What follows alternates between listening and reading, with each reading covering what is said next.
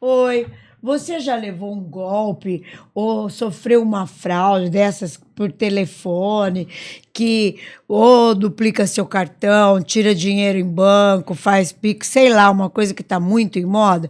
Se você já levou, não pode perder, ou tem medo de levar, não pode perder a entrevista de hoje. Eu sou a Luca Fogaça, apresentadora da Em Voga Podcast, uma realização da S Comunicação, e estou aqui com o doutor Lúcio Petrocilo, advogado, criminalista e especialista nessa área, né, doutor? Sim, Luca, é um prazer tá aqui. Eu agradeço demais pelo convite, é uma honra. Eu já acompanhava o seu canal no YouTube. E, infelizmente, a gente está aqui para falar desse tema que está tão em voga, né? Está tão em alta. Infelizmente, quase que diariamente a gente se depara com casos em relação a esse tema lá no escritório. Para quem não me conhece, meu nome é Lúcio, eu sou advogado já há cerca de 5 anos, né? Sou criminalista por natureza, mas por conta da atuação do escritório, que a gente atua bastante na área empresarial e bancária, a gente acabou se deparando bastante com casos dessa natureza. Que né? são crimes também, Sim, né? Sim, são crimes também de estelionato. Mas aí, nesse caso, a gente advoga em favor da vítima, né? Claro. A favor da vítima, que é o contrário do que o empresarial, criminalista, né? No caso do direito criminal, pende mais para o acusado, né? Tá. E aí, nesse caso, a gente atua em favor da vítima para reaver os valores eventualmente subtraídos, né? Mas é super difícil, né? Entrar com ação... Não, mas vamos recuperar. falar disso depois. Você acha que esse aumento de número desses casos se deve a quê? Então, Luca, o que acontece, né? Se a gente parar para pensar há 20, 25 anos atrás, se alguém precisasse fazer alguma transação bancária, uma transferência, precisaria ir na agência, falar com o gerente, pegar fila, ou falar com caixa. Era uma coisa muito mais burocrática e difícil. Hoje em dia, né, com o advento da internet, das ferramentas tecnológicas, aplicativos de banco, essa questão dos dados, né? A gente vive na era dos dados, né? Hoje o ouro, quem tem o ouro é quem tem informações pessoais das pessoas. Então essa questão da tecnologia fez com que aumentasse o nível até de sofisticação desse tipo de golpe. Porque na maioria das vezes a pessoa já entra em contato, né? O fraudador já entra em contato com a pretensa vítima, portando informações de natureza sigilosa. O que acaba fazendo com que ela acabe sendo uma presa fácil ali, porque acredita, de fato, que está falando com um representante. E esse acesso aos dados, como ele obtém? Então, aí é um problema sério, porque assim, na maioria das vezes o que a gente nota é que foram vazadas informações de dentro da agência bancária, tá? Assim, não é o papel do advogado no auxílio da vítima em apontar quem foi a pessoa que fez esse tipo de crime, né? Isso cabe à instituição bancária fazer um procedimento interno para apurar. Mas assim, na maioria das vezes o que a gente percebe é que se o golpista não tivesse informações sigilosas de natureza sigilosa do banco, ele nem conseguiria acessar a vítima. O que acontece é o seguinte, a pessoa já entra em contato com a vítima falando informações sobre empréstimo, valores do empréstimo, muitas vezes problemas que essa pessoa já está enfrentando ali na agência ou em relação à captação de pontuação de cartão de crédito ou em relação a transferências. Então, na maioria, eu arrisco dizer que 100% dos casos, o golpista ele já está ali portando informações de natureza sigilosa. Mas se for tipo um hacker bem feroz, ele conseguiu entrar no banco.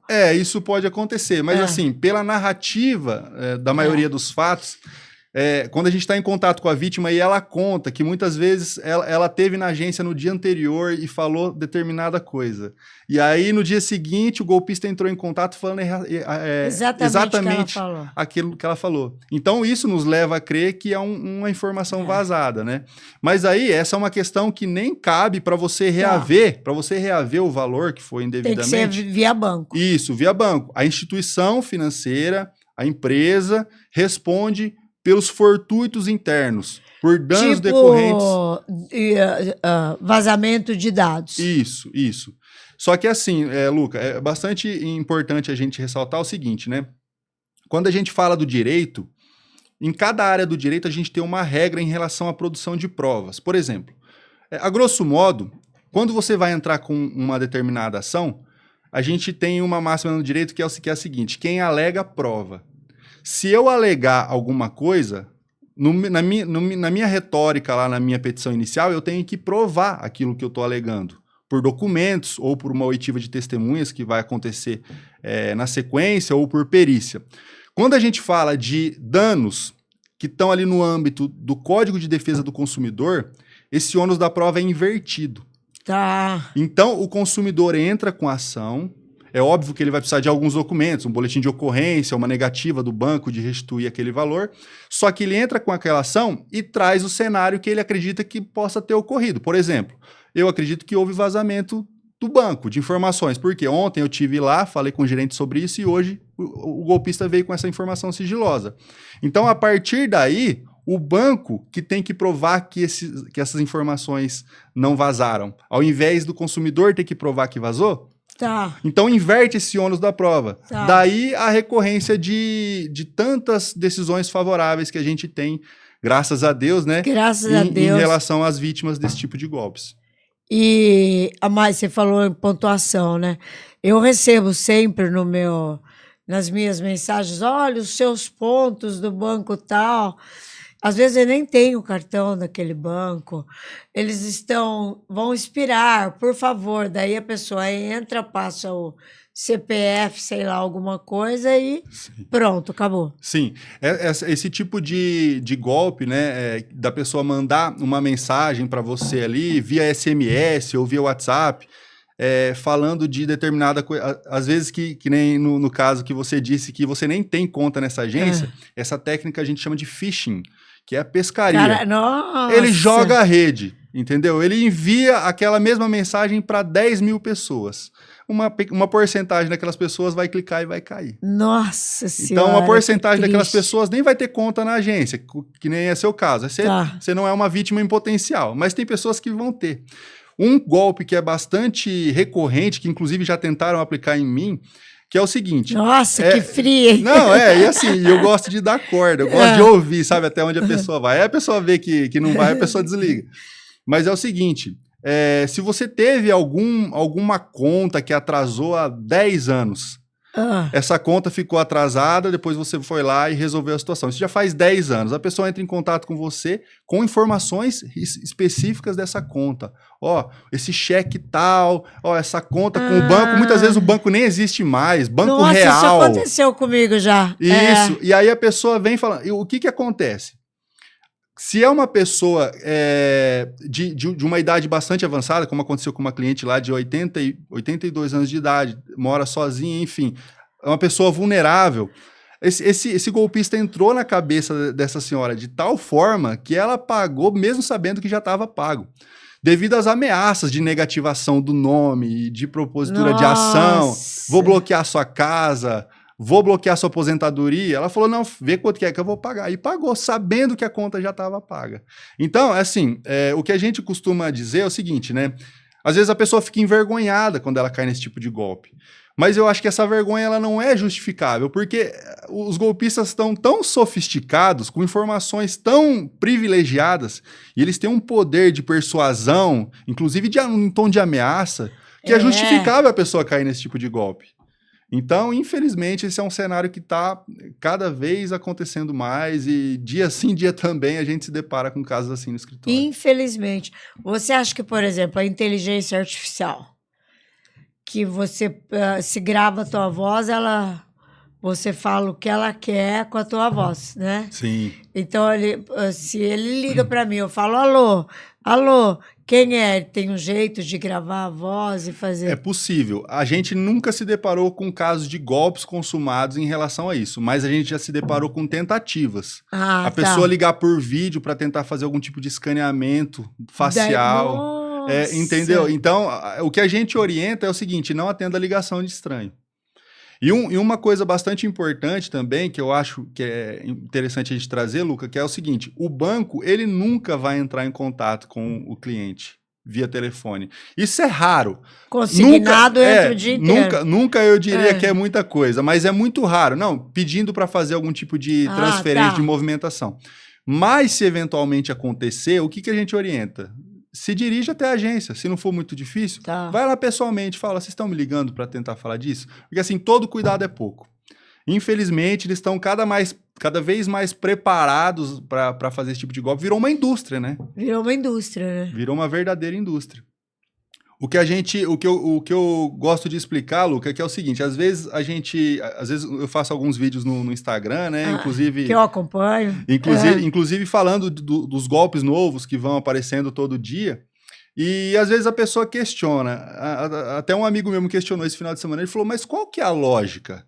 Se o banco não tem nada a ver com a situação, se o golpista entrou em contato comigo e me lesou, o problema é meu. O que o banco tem a ver com isso? Tem uma lógica por trás disso, que é muito interessante a gente entender. A gente fala que é o espírito da lei, né? Quando o legislador ele vai fazer a lei, ele tem um intuito com aquilo, é uma interpretação teleológica que a gente chama da lei. Quando o legislador fez essa regra, qual que é a ideia? Há 30 anos atrás, o banco precisava ter 15 funcionários para conseguir manter o trabalho em dia. Hoje, ao invés de ter 30 funcionários, o que ele fez? Ele substituiu 30 funcionários por uma ferramenta eletrônica. Qual que é a ideia do banco com isso? Aumentar os lucros. Então, qual que é a lógica? A partir do momento em que a instituição financeira ela institui uma ferramenta para aumentar lucro, todo e qualquer prejuízo que se der por conta daquela ferramenta, entra na questão do risco do negócio do banco. Fala, não, eu vou instalar uma ferramenta aqui que é para eu diminuir. Ao invés de eu ter 30 funcionários CLT, férias, 13º, INSS. E tem um monte de agência aberta. Pois é. Olha o tanto de agência que está fechando. Não há mais necessidade de agência física, né? Eu acho que vai acabar com o tempo. Então, essa é a lógica. A partir do momento em que uma empresa, seja ela qual for, institui uma ferramenta para aumentar o lucro, ela assumiu o risco de prejuízo do consumidor em decorrência daquela ferramenta. Então, essa é a lógica. Todo e qualquer... É óbvio que a gente vai ter que analisar caso a caso, né? Para ver se não houve ali... Mas, muito interessante. Sim, a lógica é essa.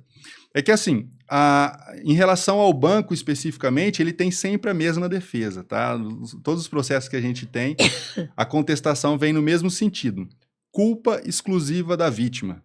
Ou seja, você não tomou um prejuízo porque teve um fortuito interno dentro da agência. Houve um vazamento de dados. Não foi por isso. Foi porque você contribuiu ativamente com o golpe, fornecendo informações na hora que o golpista te ligou. Então, existe de fato, qual que é a regra? A gente tem o Código de Defesa do Consumidor e a gente tem uma súmula do STJ que diz o seguinte: a instituição bancária é responsável de forma objetiva por prejuízos decorrentes de transações bancárias. Essa é a regra. Porém, tem uma exceção. Tem várias, mas essa é a exceção que o banco pinça para usar como defesa. Culpa exclusiva da vítima. Se a vítima, eventualmente, passar uma senha de acesso durante a ligação, a lei entende que essa responsabilidade sai do banco e vai para a pessoa. Só que aí precisa ver o contexto do vazamento de dados também. Agora, é uma coisa bastante interessante, Luca, que a gente usa bastante como tese nas ações, né, na maioria das vezes, pessoas de idade.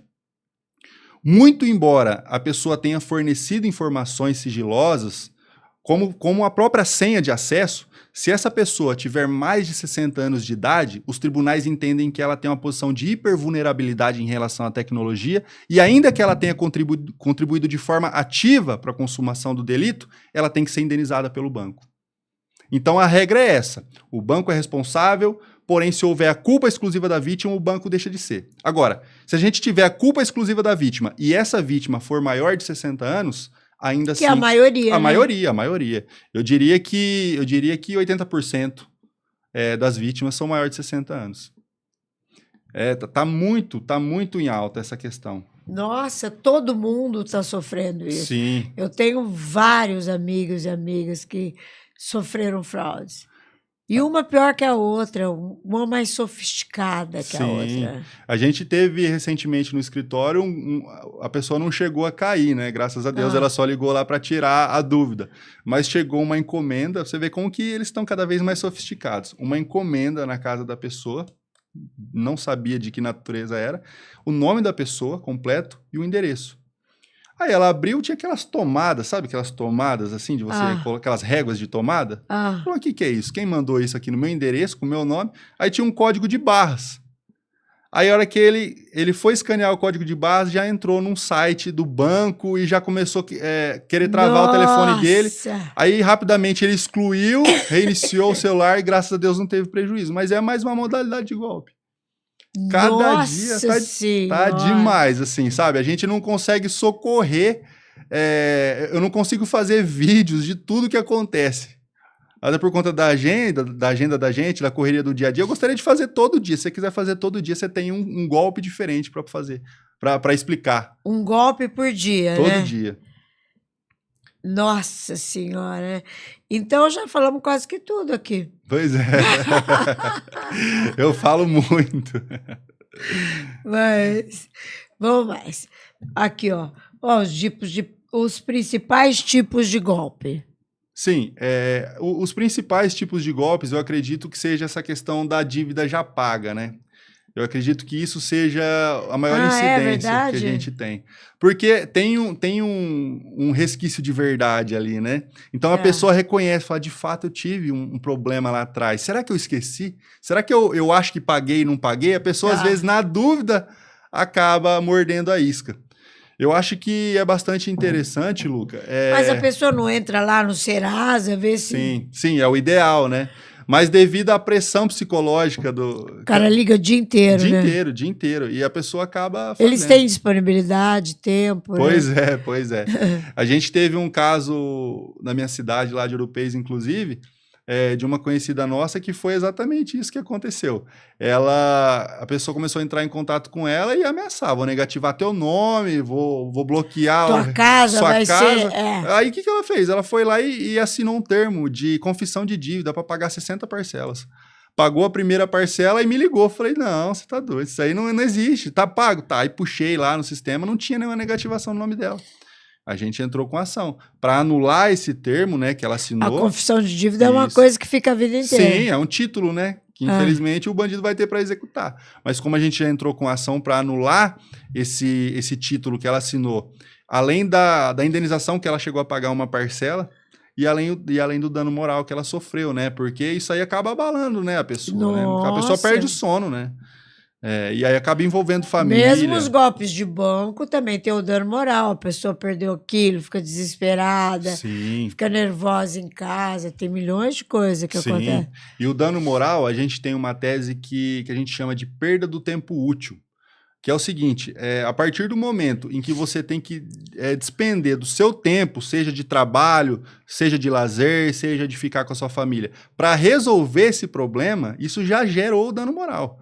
Porque você poderia estar com a tua família, você poderia estar no cinema e você está lá atrás de advogado, mandando documento, fazendo boletim de ocorrência. É verdade. É uma dor de cabeça muito grande, né, que a pessoa passa. Então, o que a gente orienta é que a pessoa procure um profissional, né, de confiança. Um advogado, não precisa ser um advogado especialista em LGPD ou em golpes bancários, mas todo mundo tem um advogado, um conhecido na família que fez algum tipo de trabalho, de qualquer matéria. Entre em contato, doutor, aconteceu isso, isso e isso. Por quê? O advogado ele já vai estar ambientado com essa situação e vai saber orientar de como proceder. Porque é o seguinte, a gente tem um passo a passo que a gente costuma... É tipo um protocolo. Isso, um protocolo. Porque é o seguinte, a partir do momento que constatou ali que foi lesado, o que a gente orienta a fazer? Registrar um boletim de ocorrência. E de preferência pela delegacia virtual, que a gente faz lá no escritório mesmo. A delegacia eletrônica, por quê? No boletim de ocorrência, a gente vai relatar com detalhes tudo o que aconteceu, quais foram as circunstâncias, os meios pelos quais aquilo aconteceu, enquanto aquilo está ainda fresco na cabeça. Porque depois esquece, né? Porque se você não registra aquilo e vai procurar um advogado 6 meses depois, você acaba faltando peças no quebra-cabeça ali e acaba perdendo o que a gente chama de verossimilhança, né? Aquela aparência de verdade. Então o magistrado acaba olhando com outros olhos. A partir do momento em que é registrado esse BO... Esse BO detalhado. Detalhado, com todos os fatos, as circunstâncias, os valores, a gente orienta a enviar uma notificação para o banco. Nessa notificação simples também, a gente faz no escritório lá 1, 2 páginas, relatando tudo o que aconteceu e requerendo a restituição do valor em decorrência do vazamento de dados, do suposto vazamento de dados. O que acontece? Na maioria das vezes, o banco contra-notifica, responde de forma negativa. Fala, não, foi culpa da vítima, o banco não é responsável. Então, com o boletim de ocorrência, com a notificação, a contra-notificação com a negativa, a gente já tem material suficiente para ingressar com a ação e reaver esse valor. Nossa, eu vou te arrumar um monte de cliente. Que foi indevidamente descontado. Eu agradeço. Porque isso é muito comum. Sim, acontece demais, acontece demais. A gente está tendo que montar uma equipe no escritório para mexer só com isso, para você ter uma ideia. Porque, assim, a demanda é muito alta. E daí você resolve o outro fala pro amigo e fala... Isso. Né? Como, infelizmente, isso está acontecendo demais, acaba que um vai passando para o outro, né? E, assim, o que a gente faz no Instagram é no intuito de orientar que a pessoa se precaveja que não caia nesse tipo de golpe.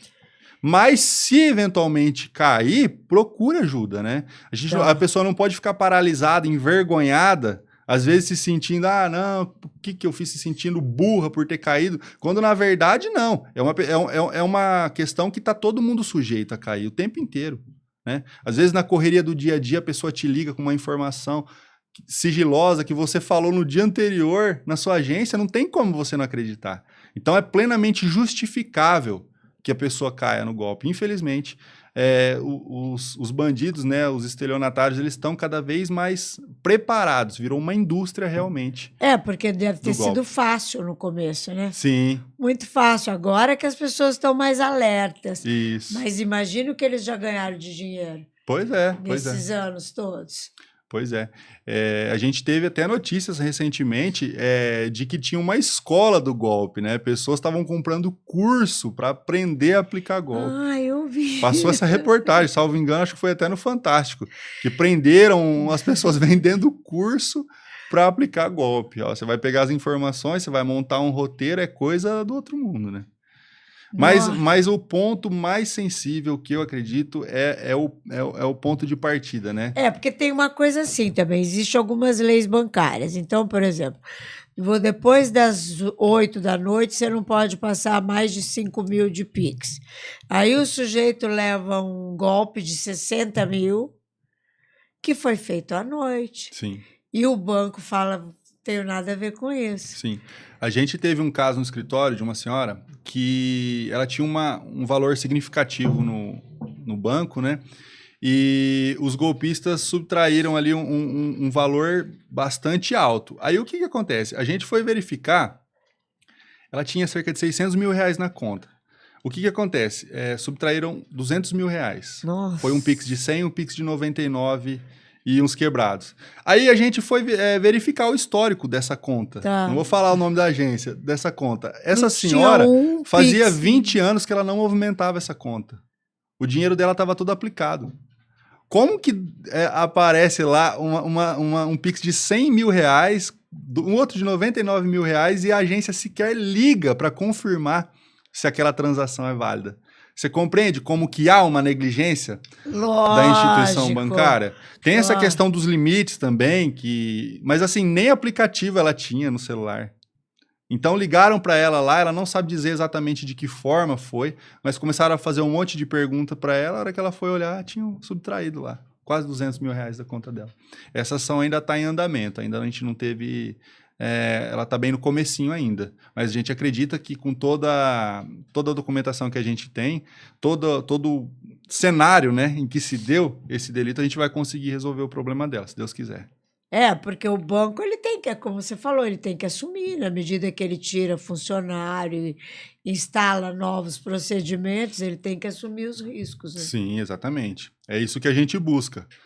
Porque não há como você responsabilizar a vítima, né? É até uma questão cruel, né? Se a gente for parar para Você pensar. acha que alguém né? gosta de jogar dinheiro Pois fora? é, o dinheiro de uma vida, né? A É, de pessoa uma poupou vida. ali e de repente passa por uma situação dessa. Então é uma coisa que a gente fica bastante comovido e aguerrido, né? Para resolver isso o quanto antes, né? E no que se refere à pessoa idosa, a gente tem também uma prioridade de tramitação. O processo ele anda um pouco mais rápido Ah. do que uma pessoa mais nova. Então, isso é um ponto positivo Isso também. serve para tudo? Todos os Todos os processos? processos. Todos os processos. A gente tem algumas categorias, como criança, idoso, deficiente também, pessoa com Tá. deficiência, também tem prioridade de tramitação, né? O processo ele anda um pouco mais rápido. É um pouco mais rápido do que o lento normal, né? Em vez de 10 anos, vai 5. É, Eu geralmente, tô brincando. não, geralmente esse tipo de processo aí, geralmente em um ano a gente já tem uma sentença. Que É um resultado positivo, é um resultado né? positivo, é um tempo relativamente bom, né? Pelo que a gente vê, infelizmente, hoje no judiciário, está bastante abarrotado de processos, né? É muito processo e não é nem crítica, porque eu tenho amigos que trabalham como serventuários da justiça, a gente sabe que é um sufoco, é muito processo para tocar. Então acaba tendo essa morosidade, mas em relação ao idoso a gente tem essa prioridade e consegue resolver um pouco mais rápido. Tem as vantagens de ficar idoso, né? Pois é. Tem que ter. Tem que ter, com certeza, né? Melhor idade. Ó, e vamos ver. Nós ainda temos um tempinho. Fala uma coisa, você sempre quis ser advogado? Sim, eu acredito. Minha mãe conta uma história, eu não lembro, né? Minha mãe conta uma história que eu tinha cerca de 4 anos de idade, aí me perguntaram, o que você vai fazer quando você crescer? Eu vou ser advogado da minha mãe. Então, eu não sei se foi uma coisa falada ali da boca pra... Porque nessa idade a pessoa nem entende, né, o que tá falando. Mas, assim, durante um período, eu comecei a estudar bem mais velho, né, do que o normal, né? Inclusive, na minha sala lá tinha 40 alunos, tudo 19 anos, já tinha 27. Então, eu comecei a estudar... Na faculdade. Isso, na faculdade. Então, eu comecei a estudar muito mais tarde que os demais, né? Mas, graças a Deus, me encontrei. Eu digo que eu nasci para isso. Eu me sinto muito confortável, né? Atuando como advogado. Eu me sinto bastante confortável na área criminal, que é uma área que muitas pessoas não conseguem atuar. Inclusive, eu tenho uma especialidade em tribunal do júri, né? Então, que é uma coisa bastante solene, né? E eu gosto bastante desse ambiente. Então, tribunal do júri é cinematográfico. Sim, né? sim, eu gosto demais. Eu sou muito apaixonado pela minha profissão. E assim, a minha esposa é advogada também, só que ela já tem 15 anos de formada e eu tenho 5. Então eu digo que ela é minha professora, né? E de fato, ela tem uma experiência muito maior. E ela é criminal também? Não, ela é civilista e previdenciarista. Nossa, que espetáculo. Ela mexe bastante com previdência e com direito civil de modo geral, né? Só que a gente troca figurinhas, né? Então, lógico. Quando eu vou fazer Imagina o café da manhã. Pois é. A gente tem alguns amigos falando, nossa, deve ser um saco essa janta. E o pior é que a gente conversa mesmo sobre o processo. A gente, às vezes eu tô com um caso criminal lá que eu tenho uma visão... Às vezes a gente fica com a visão um pouco contaminada de atuar só de um lado. Então você ouve uma pessoa que tem uma visão diferente, você fala, pô, é verdade, pois é. Se eu der um olhar diferente para essa peça, eu consigo acessar uma área diferente do convencimento do juiz. Então a gente troca figurinha o tempo todo, né? Eu tô ligando para ela, a gente tem o pessoal do escritório também, o Dr. Pedro, que é o filho do Dr. Eudes, que foi meu professor na universidade, né? E que hoje é meu sócio lá. Então a gente vai trocando informações, né? Eu sou relativamente novo na advocacia, estou aprendendo, né? Mas, graças a Deus, eu tenho pessoas muito boas do meu lado que acabam... Não, você é bom. Senão você não estaria aqui. Me ajudando. Obrigado, eu fico feliz. Deixa eu te falar, agora está terminando. Eu queria que você falasse aqui para os meus seguidores, mas eu queria falar assim, como que a pessoa deve agir na hora de te procurar, como que deve ser o procedimento? Liga, passa e-mail, marca Então, Luca, o que que acontece? Eu preciso falar aqui para os seus inscritos, né? Depois você deixa o teu recado. O que acontece? A gente, eu sou uma pessoa bastante acessível, né? Tá. A gente tem alguns colegas que costumam dividir ali o profissional do pessoal, eu Ah. já misturei tudo, e eu gosto disso. Eu atendo ligação de domingo, às vezes minha esposa fala, nossa, mas calma, é rápido, já volto. Eu gosto de dar atenção. Porque eu sei que às vezes para a pessoa, para mim é só mais um processo, não vai mudar nada na minha vida. Mas às vezes para a pessoa é o processo da vida dela, né? Então eu procuro dar essa atenção, me colocar no lugar, fazer ali um exercício de empatia, né? De tentar ajudar da melhor forma possível. Então, o que a gente orienta nesses casos é imediatamente entre em contato com o advogado. Se não tiver nenhum contato, nenhum advogado de confiança, pode entrar no meu Instagram lá. Na bio do meu Instagram tem um link que direciona direto aqui para o meu WhatsApp pessoal. E eu estou disponível para tirar dúvidas, eventualmente fazer uma reunião presencial no escritório. A gente atua presencialmente aqui em Rio Preto, em Ouro-Preis. Tá. Então, a gente fica à disposição para tirar qualquer tipo de dúvida em relação a isso. Muito bom. Quer falar mais alguma coisa? Sim, o que eu gostaria de dizer aqui, eu acho que é a mensagem, né, em relação a esse tema, é para você que foi vítima desse tipo de golpe, não se sinta constrangida, envergonhada, não se culpe. Busque ajuda. A gente tem uma máxima no direito que diz o seguinte: o direito não socorre aos que dormem. Então, para você ter o seu direito socorrido, você precisa se mexer. Precisa tomar uma atitude, procurar um profissional especializado, buscar ajuda e reaver os valores que foram indevidamente subtraídos. Fico à disposição no meu Instagram, no meu WhatsApp, para qualquer tipo de dúvida que tiver em relação a esse e a outros temas que sejam importantes. Muito bem. Posso encerrar? Pode encerrar. Eu adorei. Vocês gostaram? Então, por favor, manda lá para o teu amigo, manda por WhatsApp, para o teu amigo, para a tua tia que está precisando ouvir isso, o teu vizinho. E essa entrevista está completa no YouTube e no Spotify. Por favor, se inscreva no nosso canal. Beijo!